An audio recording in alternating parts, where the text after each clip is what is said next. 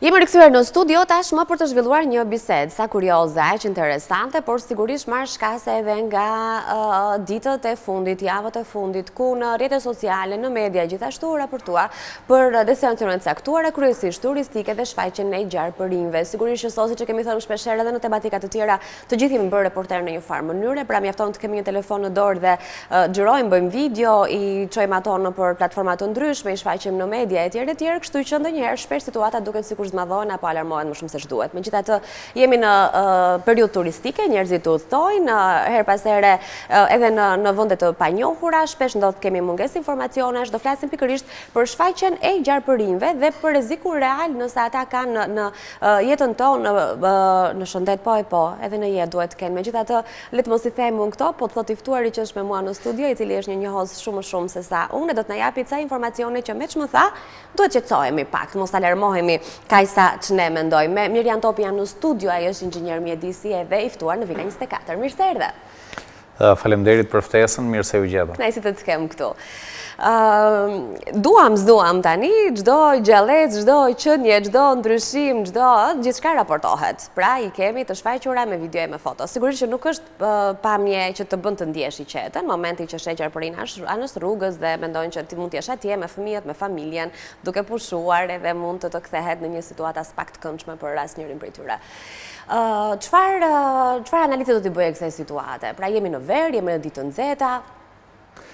Është pak a shumë ajo që thatë ju, sot gjithsekush është bërë reporter dhe marr shkas që njerëzit kanë frikë prej gjallësave pa këmbë dhe gjallësave me shumë këmbë dhe zvarranikët bëjnë pjesë te këto gjallësa, atëherë shfaqja e gjallëse të tillë është impresionuese për njerëzit për shkak të frikës që ata kanë.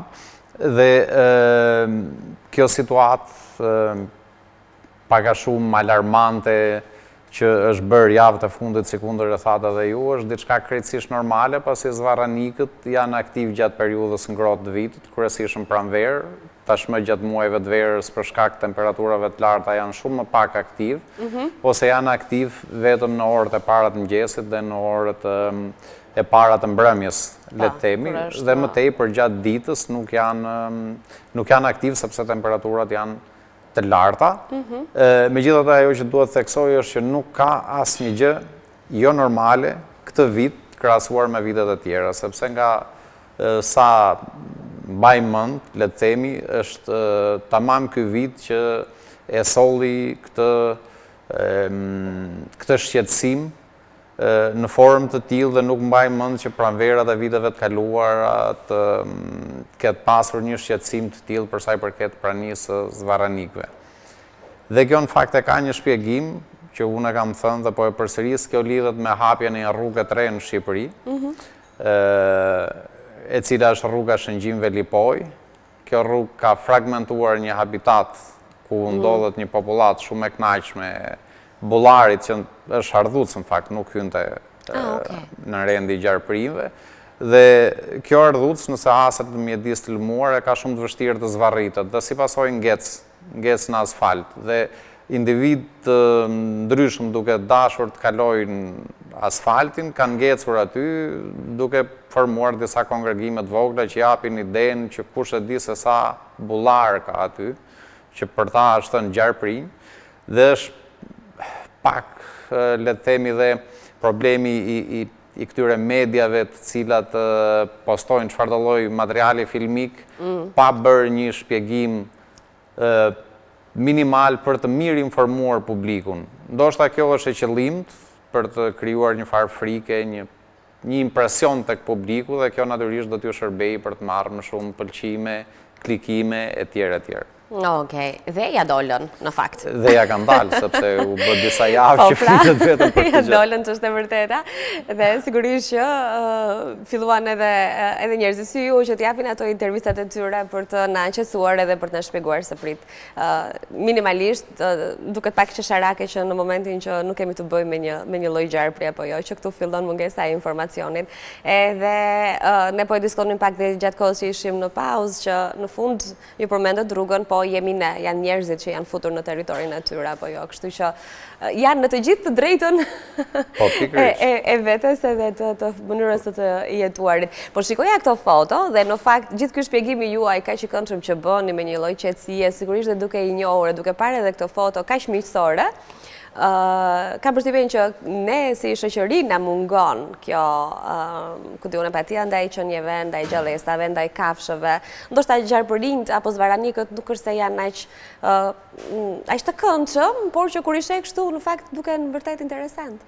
Shiko, ka shumë njerëz që pëlqejnë klasat ndryshme të faunës së egër, për shembull shpendët. Disa janë jashtëzakonisht apasionuar mbas zvaranikëve. Unë çdo vit udhërfej ture turistike me turistë huaj që vinë në vendin tonë vetëm për të parë zvaranikët dhe veçanërisht gjarprinjt. Dhe këta njerëz i shohin këto gjallësa si gjallësat më të bukura të planetit ose kafshët më të bukura. Pra bukuria është relative për shumë njerëz. Është e vërtetë. Ajo që është e vërtetë që këto janë gjallësa si të gjitha gjallësat e tjera. Për shkak të mungesës informacionit mbi këto gjallësa, për shkak të mitizimeve që janë bërë, që gjithmonë që fëmijë gjallësat më të rrezikshme janë personifikuar me gjarprinjt e tjerë, është rrënjosur kjo frika kundrejt gjarprinjve. Që këtu fillon.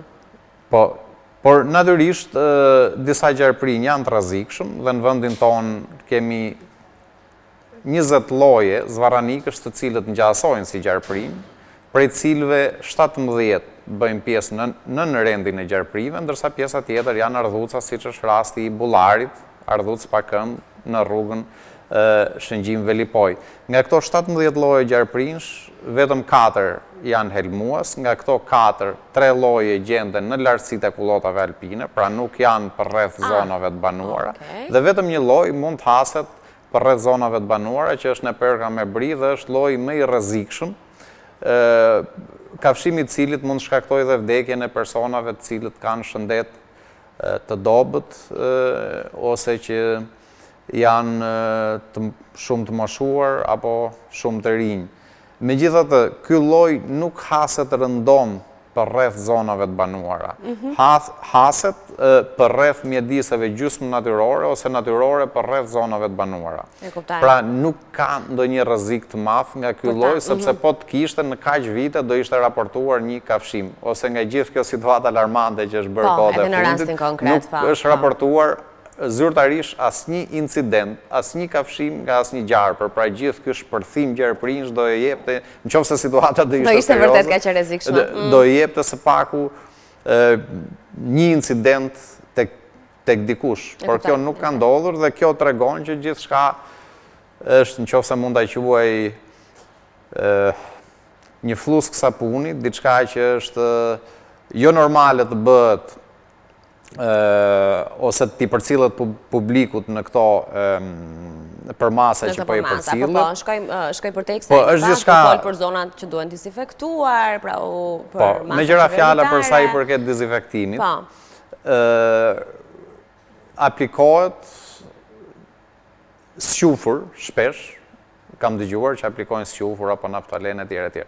Këto nuk kanë pothuajse asnjë impakt të zvaranikët.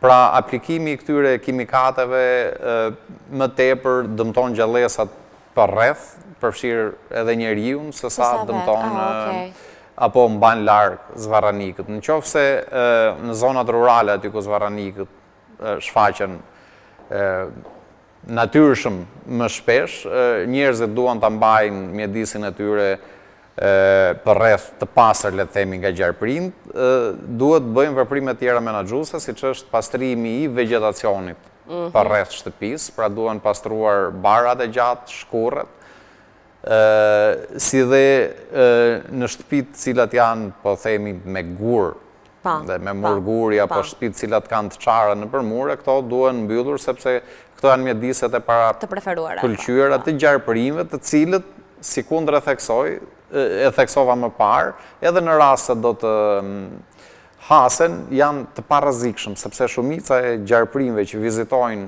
mjediset e banuara apo që shkojnë rreth shtëpive janë krejtësisht parrezikshëm, absolutisht parrezikshëm. Pra dhe nëse do kafshohen njerëzit nga këta lloje gjarprinsh nuk ka asnjë rrezik për njerëzish. Megjithatë, gjarprinjt janë shumë paqësor, ata nuk sulmojnë njeriu kurrë pa shkas, madje varet nga lloji, sepse llojet ndryshme kanë reagime të ndryshme kur konstatojnë prezencën e njeriu. Shumica e gjarprinjve kërkon të fshihet. Kërkon të fshihet dhe nëse ka mjedise me vegetacion të dëndur për rreth, fshihen menjëherë në mjedis dhe kërkojnë të zhduken. Ndërsa kur hasen në zonat cilat janë të pastra nga vegetacioni, shpesh mundohen të kamuflohen duke mos lëvizur, duke menduar se lëvizja do t'i ekspozonte kundrejt një rreziku të madh që është njeriu për ta, dhe e gjithë kjo situatë, si kundër thash, nuk ka sjell asnjë incident me asnjë gjarpër, por në të njëjtën kohë janë vrarë shumë gjarprinj. Janë vrarë shumë gjarprinj dhe kjo në fakt është kriminale, jo nga aspekti etik, po dhe nga aspekti ligjor, sepse unë kam parë video që janë postuar vrasje të gjarprinjve të cilët janë të rrezikuar në mënyrë kritike për zhdukje, dhe Kodi Penal i Republikës Shqipërisë parashikon deri në 7 vite burg Dalim prapë mungesa e informacionit që ne kemi. Rian, mua mbjen keq që ne jemi në fund të kohës, sepse bashkë kemi sigurisht do kishim pafund gjëra të tjera për të folur. Po ca mesazhe të rëndësishme i dham, alarme shumë shpesh të rreme, të mos i vrasin, nuk janë të dëmshëm siç ne mendojmë. Ti flet sikur po flet për një këlisht të vogël qeni. Përveç në përkës me bri, i cili është një gjarpër i shkurtër, jo më i gjatë se 100 cm në rastin më të, po zakonisht janë 70 deri në 90 cm. E rëndësishme është të marrim informacione, edhe kuptojmë që duhet jemi pak më miqësor me gjithçka që na rrethon dhe kujdes me rrjetet sociale dhe me gjithçka që shohim rreth e qark. Faleminderit, të pres përsëri në studio, të falenderoj. Kënaqësia ime. Ishte kjo Villa 24 edhe për sot.